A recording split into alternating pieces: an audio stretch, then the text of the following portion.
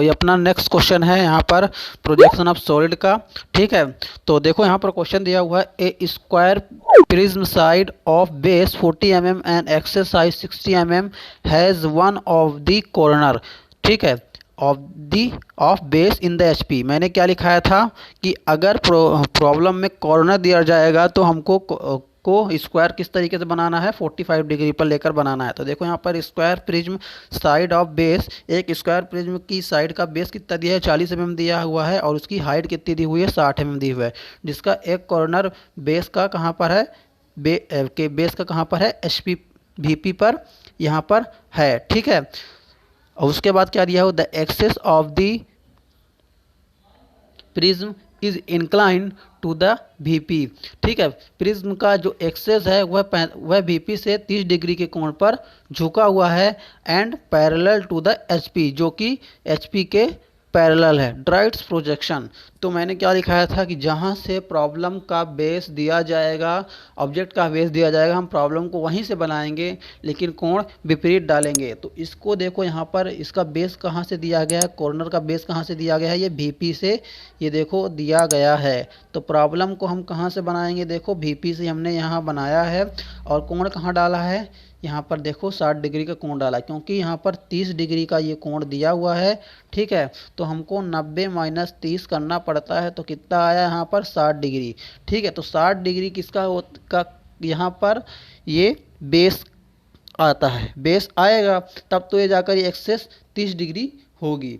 ठीक है, तो हमको सबसे पहले क्या करना है, एक एक्स वाई लाइन ले लेना है, एक्स वाई लाइन से कुछ ऊंचाई पर, ठीक है, एक बिंदु लेना है। ठीक है, बिंदु लेने के बाद वहाँ से एक बेस रेखा इस तरीके से थोड़ी सी खींच देना है कोण बनाने के लिए। ठीक है, खींचने के बाद क्या करना है, ठीक है, खींचने के बाद क्या करना है, उस बिंदु पर रखना है। ठीक है, बिंदु पर रखने के बाद 45 डिग्री का कोण इधर लेना है तुमको। ठीक है, 45 डिग्री का कोण तुमको इधर लेना है और 45 डिग्री का कोण तुमको ये लेना है। ठीक है, लेने के बाद देखो इसकी साइड कितनी दी हुई है, 40 mm। ठीक है, तो यहाँ से तुमको 40 mm इधर ले जाना है और 40 mm तुमको यहाँ ले जाना है।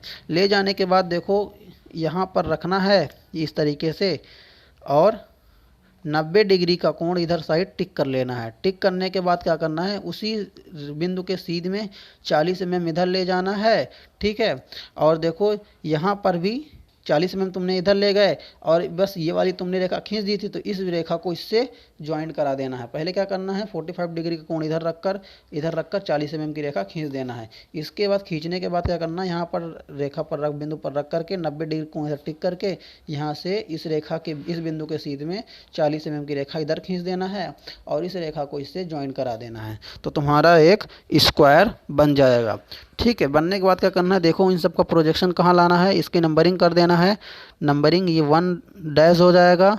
ठीक है, ये तुम्हारा 2 डैश हो जाएगा, ये 3 डैश हो जाएगा, ये 4 डैश हो जाएगा, क्योंकि वीपी पर नंबरिंग हमेशा डैश में की जाती है। इन सब को प्रोजेक्शन तुमको डाउन ले आना है, एच एक्स वाई लाइन पर ले आना है और इसकी हाइट देखो कितनी दी हुई, 60 mm।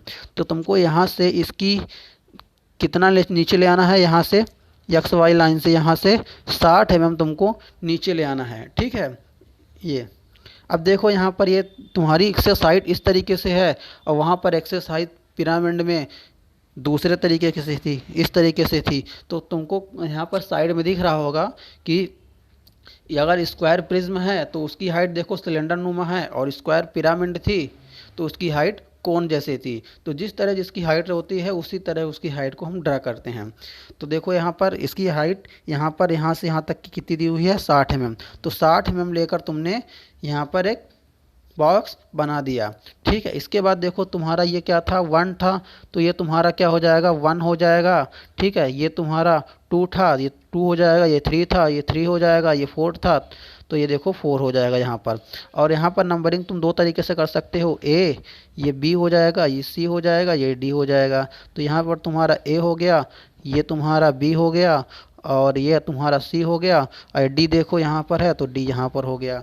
ठीक है, तो इस तरीके से यहाँ पर ये करना है। इसके बाद इन सबका प्रोजेक्शन कहाँ करना है, इधर ले आना है। ठीक है, इन सबका प्रोजेक्शन इस साइड ले आना है।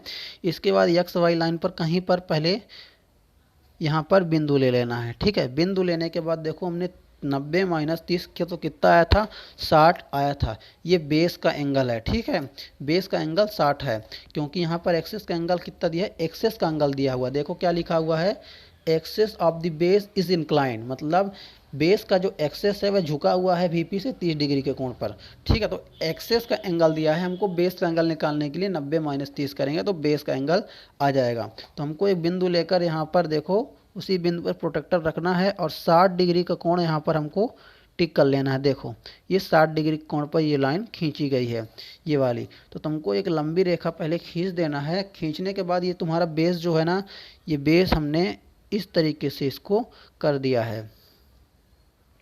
ठीक, तो ये तुम्हारा 1 डैश, ये 1 है। ठीक है, ये 2 और 4 है। ठीक है, और ये तुम्हारा 3 है। ठीक, और ये वाला देखो ये तुम्हारा ये ए होगा, ये बी और डी है, और ये तुम्हारा सी है। ठीक है, तो तुमको क्या करना है, ये पहले बेस लाइन इधर से खींच देनी है लंबी सी। ठीक है, खींचने के बाद क्या करना है, देखो यहाँ पर रखना है प्रोटेक्टर को और यहाँ तक की दूरी को तुमको ले लेना है। लेने के बाद जो लंबी रेखा होगी, ठीक है, यहाँ पर रखना है और यहाँ पर एक बार टिक कर देना है। ठीक है, टिक करने के बाद जितनी लंबी रेखा बचेगी उसको मिटा देना है और यहाँ से यहाँ तक तुमको डार्क कर देना है।